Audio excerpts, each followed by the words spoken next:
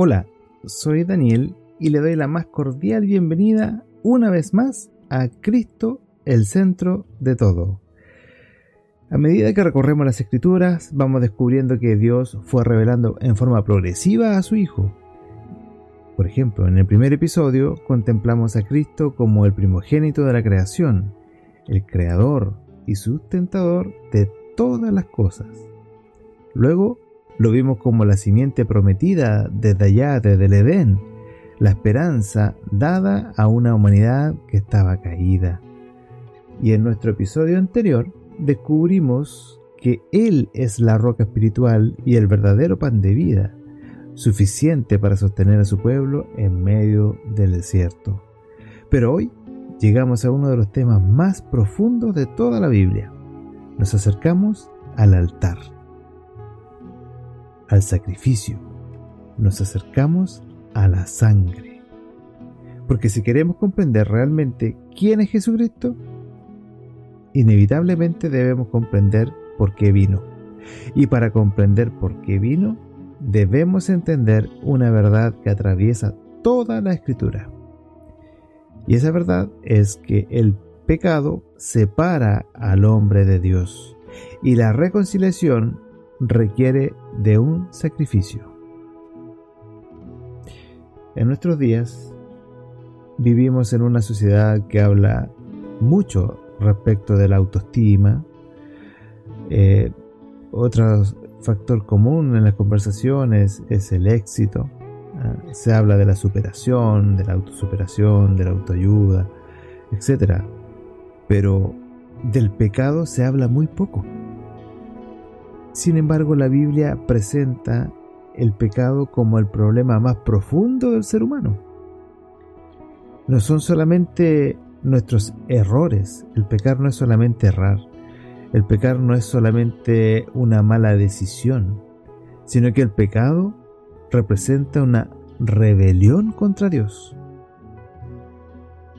Es querer ocupar el lugar que solo le pertenece al Creador. Es algo más allá de una acción. Es una intención. Por eso existe la culpa. Por eso existe muerte. Por eso existe la separación del hombre de Dios.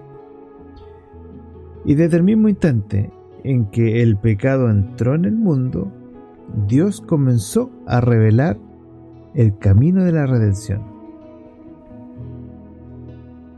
Y ahora usted se preguntará, ¿y cuál es ese camino? Bueno, déjeme contarle que después de la caída, Adán y Eva intentaron cubrir su vergüenza con hojas de higuera. Y fue el primer intento del ser humano para resolver el problema del pecado, pero por sus propios medios. Pero Dios hizo algo diferente, algo más grande. Escuchemos lo que dice Génesis capítulo 3, versículo 21. Dice así la palabra del Señor: Y Jehová Dios hizo al hombre y su mujer túnicas de pieles y los vistió.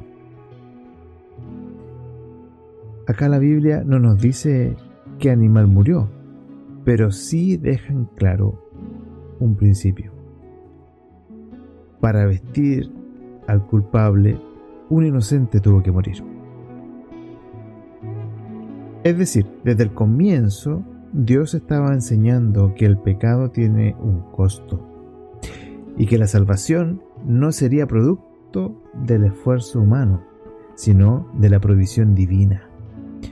Aquellas pieles, esas pieles, no eran solamente ropa, sino que estaban representando el primer anuncio silencioso de la cruz. Si comenzamos a reflexionar siglos después, cuando Israel vivía esclavizado en Egipto, Dios anunció que el juicio llegaría sobre aquella nación, pero también proveyó un camino de salvación. ¿Y cuál era ese? Que cada familia debía tomar un cordero sin defecto y sacrificarlo, y colocar la sangre sobre los postes de las puertas, sobre los dinteles. Mire, escuchemos lo que dice Éxodo capítulo 12, versículo 13.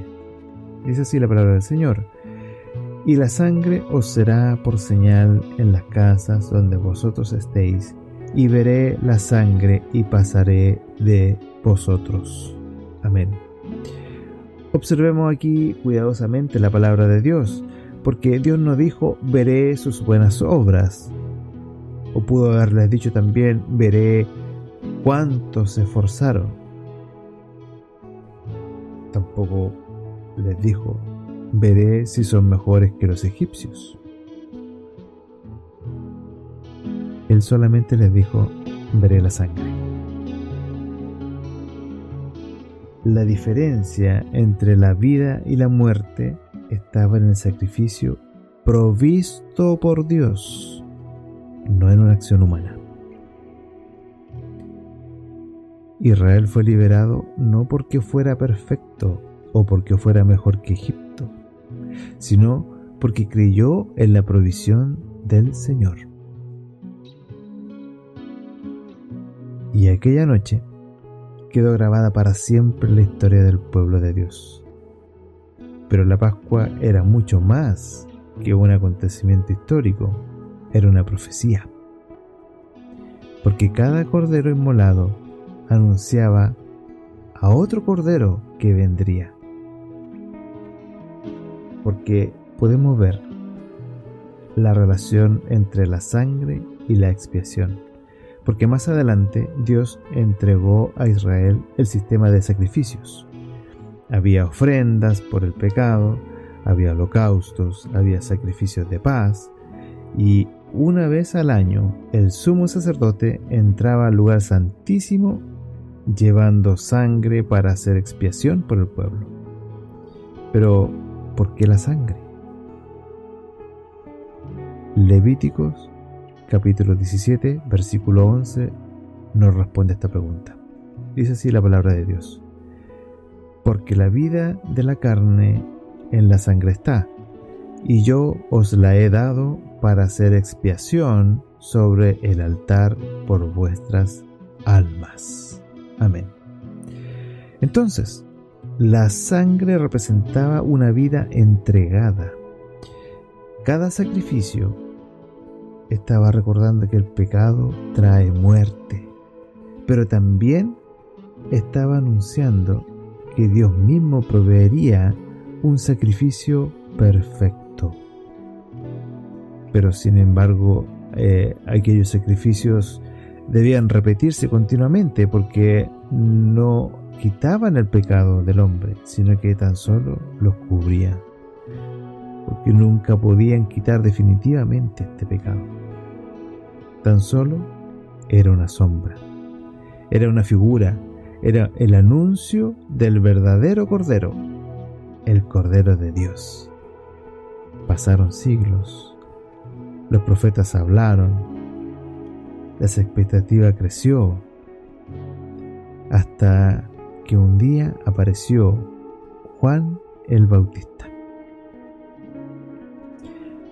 Y cuando vio acercarse a Jesús, declaró: «He aquí el Cordero de Dios que quita el pecado del mundo», dice la Escritura en Juan capítulo 1, versículo 29. Con una sola frase, Juan resumió toda la historia del Antiguo Testamento. Las pieles del Edén, la Pascua, los sacrificios, el día de la expiación, todo estaba apuntando a una sola persona. Y usted ya debe saber quién es esa persona, ¿cierto? Sí, Jesucristo. Todo apuntaba a Jesucristo. Isaías también lo había anunciado siglos antes, como anuncia la palabra del Señor en Isaías capítulo 53, versículo 7. Como cordero fue llevado al matadero, y como oveja delante de sus trasquiladores, enmudeció, y no abrió su boca. Amén. Aquí podemos ver que Jesús no murió como una víctima de las circunstancias, como algunos quieren presentarlo, sino que Él se entregó en forma voluntaria. Fue el Cordero perfecto, sin pecado, sin mancha, sin culpa, el único capaz de ocupar nuestro lugar. Cuando Cristo murió en la cruz, muchos pensaron que todo había terminado, pero no era así. En realidad, todo estaba siendo consumado.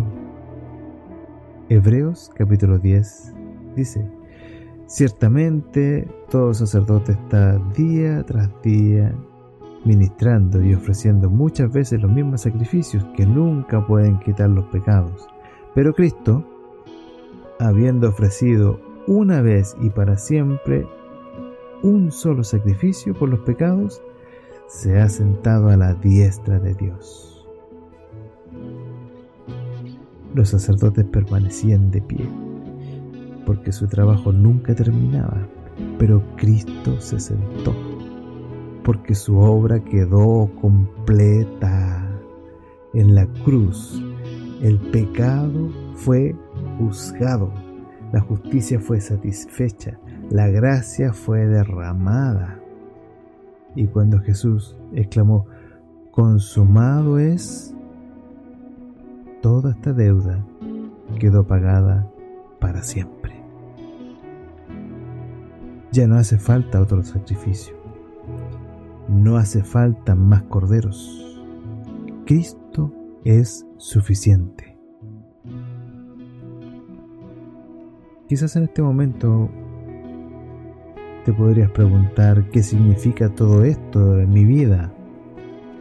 Bueno, significa que Dios hizo lo que nosotros nunca podríamos hacer. No podemos salvarnos por nuestras obras, no podemos borrar nuestra culpa, no podemos reconciliarnos con Dios por nuestros propios méritos, pero Cristo sí pudo, y Cristo lo hizo. La pregunta ya no es si Dios proveyó un cordero, sino que la pregunta es: ¿has confiado en Él? Así como la sangre debía ser aplicada en cada hogar de Israel, hoy cada persona debe responder con fe al sacrificio de Cristo. El perdón está disponible, el precio fue pagado, la gracia está disponible, la reconciliación está disponible, porque el Cordero ya fue inmolado. El libro de Apocalipsis nos permite contemplar el final de la historia. Millones de seres celestiales rodean el trono de Dios. En el centro de la adoración no aparece un símbolo, aparece una persona. Escuchemos lo que dice Apocalipsis capítulo 5, versículos 12 y 13. Dice así la palabra del Señor: el Cordero que fue inmolado es digno de tomar el poder, las riquezas, la sabiduría, la fortaleza, la honra, la gloria y la alabanza. Al que está sentado en el trono y al Cordero sea la alabanza, la honra, la gloria y el poder por los siglos de los siglos. Amén. El Cordero de la Pascua, el Cordero anunciado por Isaías, el Cordero presentado por Juan, el Cordero crucificado en el Calvario, es el mismo Cordero que hoy reina en gloria. Y un día toda la creación confesará que Jesucristo es el Señor. Te invito a que podamos orar juntos. Donde estés, cierra tus ojos. Y si no lo puedes hacer, en tu corazón repite conmigo: Señor Jesús, gracias porque ocupaste nuestro lugar. Gracias porque derramaste tu sangre para reconciliarnos con el Padre. Ayúdanos a vivir cada día recordando el precio de nuestra redención y a responder con una vida de fe, de gratitud y de obediencia, porque nunca que nunca perdamos el asombro ante la cruz, ni dejemos de proclamar que tú eres el Cordero de Dios, que quita el pecado del mundo. En tu nombre, mi Señor, oramos. Amén. Y así hemos llegado al final de este capítulo de esta serie maravillosa, Cristo el centro de todo. Déjeme contarle que en nuestro próximo encuentro contemplaremos una de las profecías más extraordinarias de todo el Antiguo Testamento.